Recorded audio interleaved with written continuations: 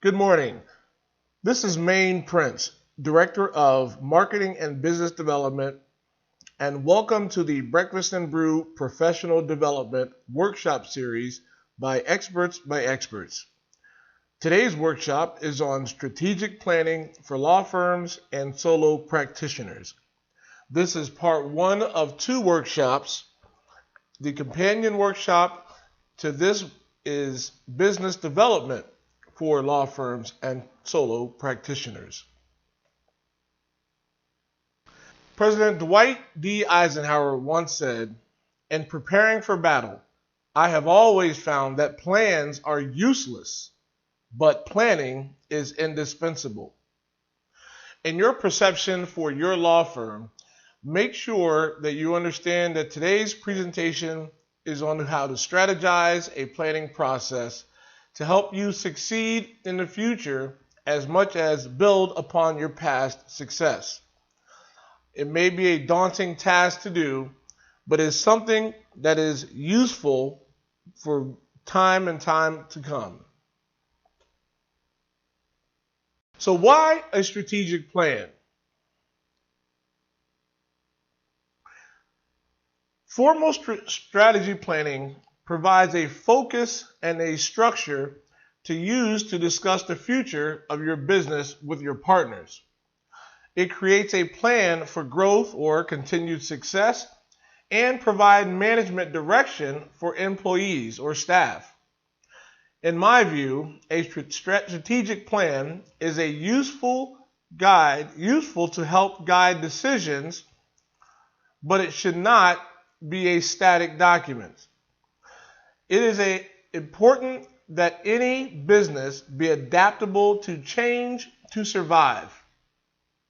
And adherence to plans without regularly updating them to recognize changing realities will not work. So we're going to go some strategic planning models.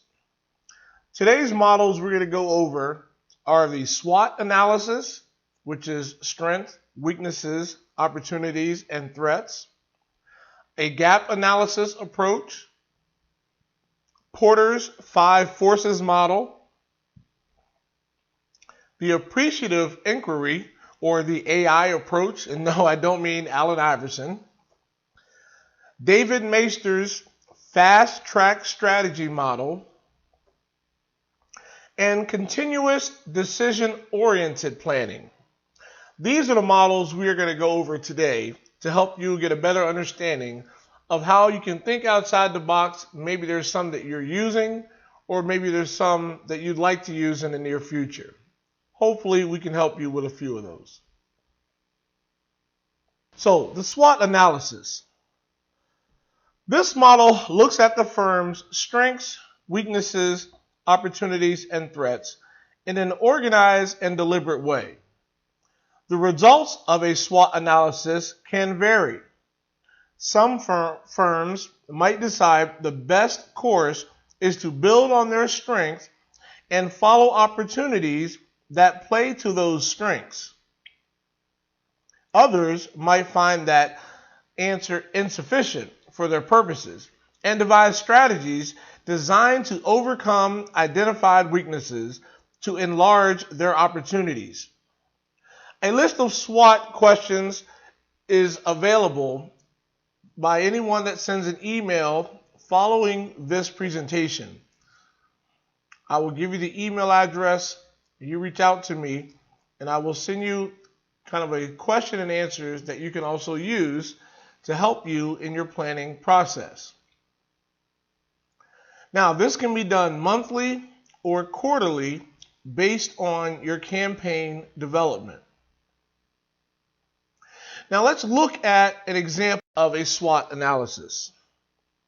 So as you see here, what we have are strengths, weaknesses, and opportunities. Here, looking at strengths, lawyers with deep technical expertise, good reputation in the state, and you have a strong support system. Again, this is specific to your solo practice or your law firm. You may have obviously 5 to 10 to 20 different strengths about your organization, and that's great. That's what we want you to have. We want you to definitely have more strengths than you do weaknesses. Now, looking at weaknesses over here, big client expanding operations in the region or regulatory changes expected in key areas. Weaknesses are things that are going to diminish the success or the moving forward in your process of securing either new clients or winning your case or having a favorable outcome. But as far as business development and marketing planning, we want you to identify what are the weaknesses for your firm and how we can overcome those we'll discover later on. Some opportunities. There's no clear business development leaders, increasing lawyer dissatisfaction with work hours, poor record on diversity of the workforce. Looking at these opportunities are ways that you can actually overcome things that you may be deficient in. And once you identify what are those opportunities, then we'll turn into another planning process on how to strategize and actually resolve those issues. Then we come to the threats. We're a national law firm expanding to the region. Clients are looking to lower cost.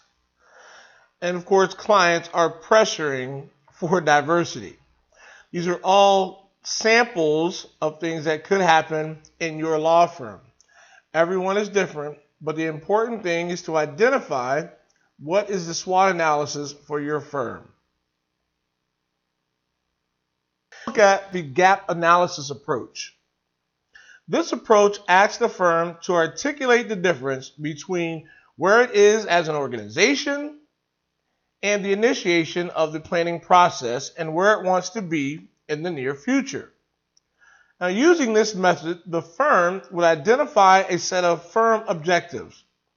And once you identify them, spot the gap between the objectives and the current reality.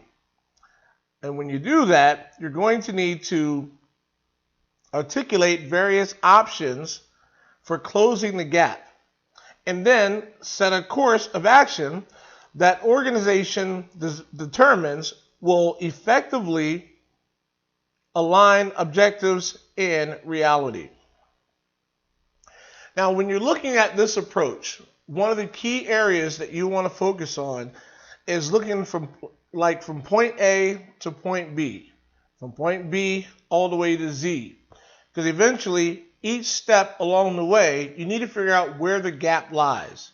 And once you figure out what that gap is, then it's going to be up to you and the planning team to kind of determine how can we close this gap on where we are. What are the steps we need to take? But again, this is only one approach that can be utilized. As we're looking at these different approaches, we want you to focus on which one works best for you. How many of the firm's objectives do you have? Where do you think that you are, and where do you want to be? As much as when you look at your financial modeling, is what your budgeted goals, what your budget is, compared to what your actual dollars are. And again, this is just a gap analysis approach to help you determine what's going to work best for you. Look at Porter's 5 forces model. Now, the 5 forces model looks at the connection between a firm's environment and the industry in which it competes. The 5 forces are the risk of new competitors entering the industry, the threat of potential substitutes, the bargaining power of buyers, the bargaining power of suppliers, and the amount of rivalry between the existing competitors. Now, applied graphically to a law firm, the model may look a little something. As you can see here, we use the 5 forces model, and you can see the areas where these are, and again, in the way these are placed on here, we just wanted to separate and give you kind of an illustration. When you look at what works best for you, you have to say, hey, I think this is a great process for us to try to consider as we determine what's going to work for our firm. So looking at where the potential entrants are here, okay? Here's a quick example. Big law firm just opened up an office in Center City. Now, the new threat of new entrants basically are from our industry competitors. Now, there's obviously a little rivalry among existing firms, especially if you're in the same areas of practice. But as you look at where those threats are, but now you need to figure out what is a great bargaining power for your firm and how you can win those clients to come to you. Now, obviously, we know what the bargaining power for the buyers are, or the clients, because now they have more choices. Okay, they have more choices to come from. But what we can do is look at what are the substitutes. Okay, as an example, clients are hiring in-counsel with more frequency, which could be the case in your area or where you are. And as you look at it, you want to look at where you are as suppliers. It is hard to attract top talent in Center City. And again, this is based on different areas where you may have your law firm. And these are the threat of the substitutes. Now, this outside model here is the bargaining power of suppliers. You see, there's nothing in here because what we want you to do is you'll fill this in and you'll say, okay, this is what our bargaining power is. If they have, as buyers, more choices to choose from, we as a law firm need to attract the top talent so that we also are competitive in our field. That is going to help considerably so that you can focus on getting your firm to the next level. Now, let's talk about the appreciative inquiry, or the AI approach. And again, I don't mean Allen Iverson. So the AI approach is the appreciative model was developed in reaction to perceptions that previous planning models started with a negative problem-solving approach. So rather than a positive approach that appreciates the firm. So the appreciative inquiry uses a 5D model where the firm breaks the planning process into 5 distinct phases. In the first phase, the organization defines the topics to learn more about, such as marketing and recruitment, and refines the issues to be examined. The second stage is the discovery stage, which identifies what the firm is doing and when it performs at its best. The third stage is the dream phase. Now, when the group envisions what the future will look like based on the firm's strengths and core values identified in the previous phase, which segues into the design phase, in which the firm articulates the building blocks for implementing the firm's vision. Now, the last segment is the delivery phase, during which the firm's vision is articulated by the group and is put into action. Now, what does that look like graphically? What it looks like graphically is this. As we look at the first part of our model is the definition. On the definition phase, we identify areas of inquiry. Okay, what can we do to equalize the quality of work and the work experience at our firm? Then, as you understand where you are, now you need to figure out how did we get there and what can we do to move forward, which now it goes into discovery. Now, discovery, you're going to identify the key elements at play when the firm is at its best. So as a quick example, our intellectual property practice is really strong. They do high quality work within deadline and have a wonderful spirit of corps between the law firm associates, their first years, their paralegals, all those that are involved in the IP practice. Now that you have this discovery, now you want to look at your dream. What are you envisioning for the results and what is the impact? For an example, the IP practice has really clear processes and standards. Let's apply that concept to the rest of the firm. Now again, when we're looking at this 5 forces model, it's going to be critical that you use your team and your management staff are on the same page. So, and again, I'm sorry, I didn't mean the 5 forces, I meant the appreciative inquiry. So as you go through your firm's envision of where you are and where you're going and where you want to be, now it's time to get the planning. Now you get to the design. And here you're going to outline the future together. For example, let's ask practice leaders to define areas of standardization and clear processes in their areas. Hopefully once you do that, it'll help move you forward to now delivering on where you want to be. But now you want to sustain the change. As an example, let's check in with practice managers and do attorney surveys by practice area to see how things are actually going. So that there is the appreciative or the AI approach for strategic planning. Now let's go over David Maister's fast track strategy. This one's a little bit more complex, has a lot more components and components to it, but it's definitely something that you all can do.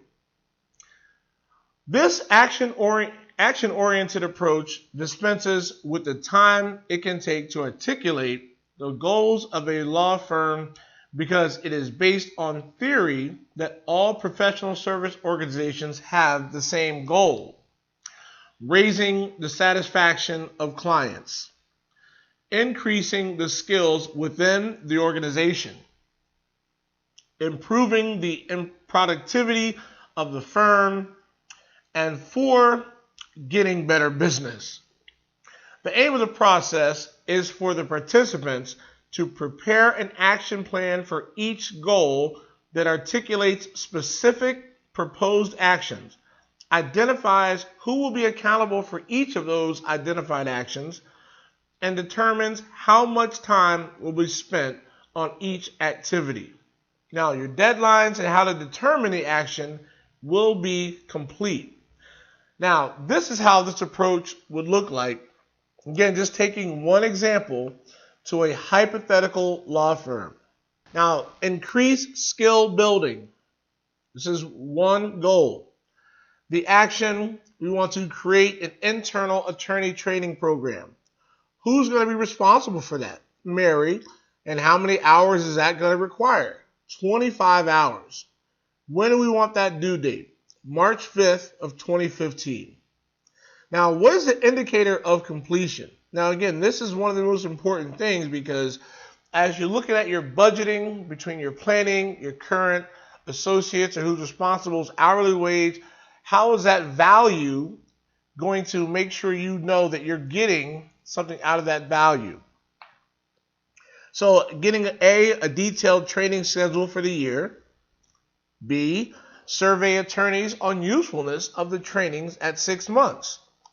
So again, looking at increasing skill building, you can see the other 2 functions here between training paralegals in areas that support the lawyers, increase coaching abilities of partners and senior managers, and of course, looking at how to actually know what the indicator of completion is. So again, as you're looking at deciding on if this model is going to be best for you, again, this David Maister's fast track strategy, you will try to determine each one of the areas and that you are looking to specifically improve upon. That's what this model is used for. Now let's move on. Our last model is about continuous decision making or oriented planning. Now, this approach discussed earlier attempts to respond to criticism that traditional strategic planning does not produce high quality organization because plans can get stale quickly, stifle creativity and entrepreneurialism. So sometimes it ignores the elements and facts that the business environment is constantly changing. So instead of tackling the firm's challenges and opportunities in one big plan, now the firm will look at small bites and make a decision in smaller increments rather than one unified strategy. Now, under this model, issues are identified in the beginning of the year,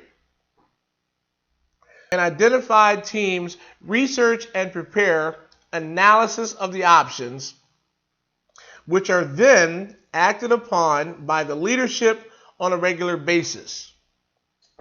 Now, let's look at what one of those strategic planning models will look like for continuous decision-oriented planning. As you'll see here in Q3, quarter 3, we are looking at this is our annual strategy update here. Okay? So we look at our annual strategy update. Now we want to start preparing for the upcoming year.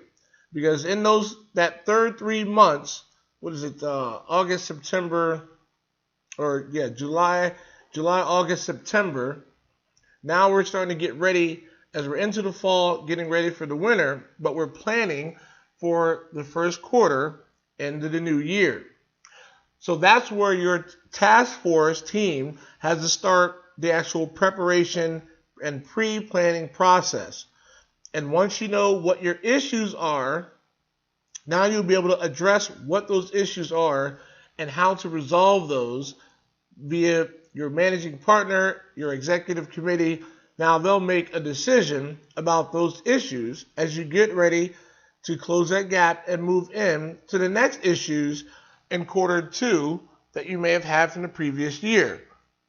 Now, again, we're looking at a total plan here, which includes your budgets, capital plans, and operating plans, and it's updated continuously because as things change, you want to make sure that you're adapting to that actual change. Just as you see here as a quick example, issues 3 and 4. Issue 3, increase the capacity of the task department. Issue 4, increase diversity of the workforce. Now, once you identify those issues and you have the team prepare your presentation on how to resolve them, then you move on to the next 2 issues, which is going to be in Q2 to get ready for Q3, and so on and so forth, down to you get ready for issues completed in 9 and 10. But remember, as you're preparing for issues 7 to 10, you're now getting back into the annual strategy update. So depending on when you actually do those, that's going to be critical and important. So definitely, hopefully some of this gives you some insight on how to build your strategy. Now again, who should participate in some of this? Obviously the partners of your firm, because the owners of the business should obviously participate to the greatest extent possible so that something meaningful and lasting comes out of this process. In this case, the partners each answered the attached worksheet. They met with the consultant to talk about the answers and implications and which aspects to seek further views from others at the firm. We also looked at our organizational arrangement and made revisions to our management structure. Who else should participate? Attorneys, paralegals, other staff. These are all critical people to make sure that your firm is moving forward in the future and you have a clear pattern on how to get there. Now, it's helping you to get there to that next step. Here are some strategic planning websites that you can use. Earlier we talked about David Maister. You can go to davidmaister.com. There's hildebrand.com. That's HILDEBRANDT. And you look at altmanweil.com, ALTMANWEIL. Joel LaRose, JOELAROSE, as well as lawyerswithalife.com. Also, Abinet has some great insight on strategic planning as well. Abinet is ABANTNET.org, LPM/home.SHTML, as well as Lawyers Life Coach. I know I have Lawyers with a Life in there twice, but Lawyers Life Coach. Hopefully, these models you will look at, you can review this webinar, go back to it, and it'll help you in the near future. Because I can tell you that are also in business, Michael Jordan once said, "No one plans to fail, they only fail to plan." And Michael Jordan, as you know, is one of the greatest NBA basketball players of all time. He also talked about him failing in his basketball games. Shots that he's missed, shots that he's made. He's missed a lot more than most people think, but he's made 4 to 5 times as many as well. Now again, if this strategic planning webinar helped you out somewhat, I definitely appreciate your comments. Please follow us on Facebook or our Twitter page. You can definitely go to experts-by-experts.com, as well as our Twitter page. It's at experts-by-expert. And also our Facebook page, if you just type in Experts by Experts, your expert company, you'll come to our Facebook page as well. And we're also on LinkedIn at Experts by Experts. Again, my name is Maine Prince. I am the Director of Marketing and Business Development. If you have any questions, please feel free to give us a call. You can reach me at 267-940-7782. And if you are interested in getting the SWOT analysis questions, please send me an email to mprince@experts-by-experts.com, or you can reach me at maine@princemanagementgroup.net. It's maine@princemanagementgroup.net. Either one of those emails will directly reach me, and hopefully I hear from you. Please, by all means, share this webinar with your colleagues, with your partners, with the owners, referrals, associates that you may know of, you may have. Hopefully this can help them out as much as it can help you. And definitely, I look forward to having you all for an in-person webinar as much as on their online webinars. Thank you again, and enjoy your day. In conclusion, decide which model best suits you and your firm. Your business plan is your blueprint, not a permanent tattoo. And consider implementing a few models per quarter. And of course, when you need help, ask. Don't just go at this road alone.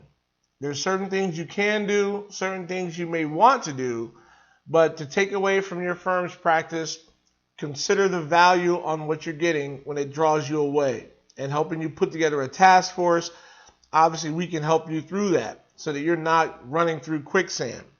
So if you contact us today, we can help you with to start that planning process. So thank you once again. I appreciate your time. Appreciate the opportunity for you to listen to me. I look forward to seeing you in the future. Take care.